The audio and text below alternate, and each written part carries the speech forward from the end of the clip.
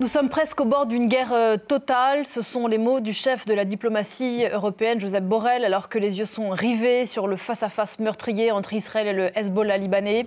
Les frappes israéliennes sur les fiefs de la milice chiite dans le sud et dans l'est du Liban ont tué près de 500 personnes en 24 heures, dont 35 enfants, et fait 1600 blessés. Le Hezbollah, qui bombarde le territoire israélien depuis le 8 octobre, a répliqué sans faire de victimes. Les civils du sud Liban fuient par milliers vers le nord. Serge Berberi, vous êtes à Beyrouth.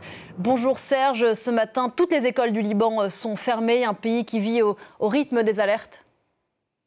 Effectivement, depuis 48 heures, les Libanais sont scotchés à leur télévision ou à leur smartphone pour suivre les derniers développements de cette guerre qu'ils n'ont jamais souhaité.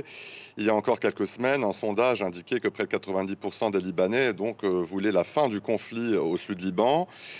Face aux violences, eh bien, vous le mentionnez, des milliers de Libanais ont tout abandonné pour fuir les zones bombardées et chercher refuge dans des lieux plus sûrs.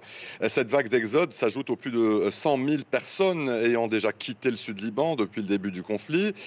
D'immenses embouteillages ont été observés sur les principaux axes du sud menant à la capitale.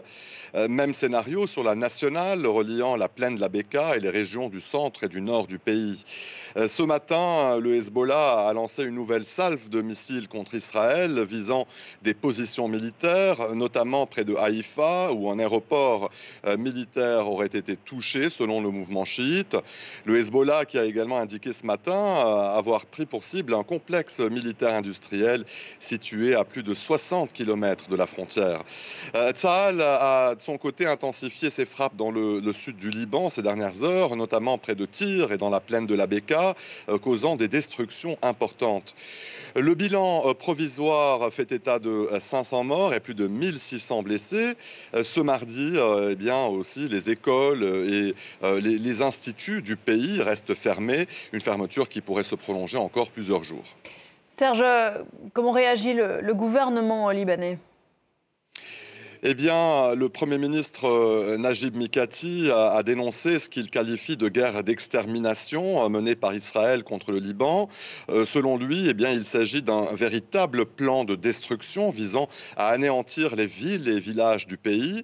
Le chef du gouvernement, qui doit s'envoler dans les prochaines heures pour New York, a appelé la communauté internationale, en particulier l'ONU et son Assemblée générale, ainsi que les grandes puissances, à intervenir pour stopper les bombardements. Parallèlement, eh bien, le ministre sortant de l'Intérieur, Bassam Maoulaoui, a souligné de son côté que les attaques israéliennes se multipliaient, aggravant ainsi une situation déjà extrêmement dangereuse. La situation justement au Liban sera au menu des entretiens de Jean-Yves Le Drian, l'envoyé personnel du président Macron, qui est à Beyrouth. Il doit rencontrer les responsables politiques libanais. Une lueur d'espoir en vue d'une désescalade, s'interroge la presse locale. Des diplomates turcs et qataris sont aussi attendus à Beyrouth dans les prochaines heures. Serge Berberi à Beyrouth, merci beaucoup.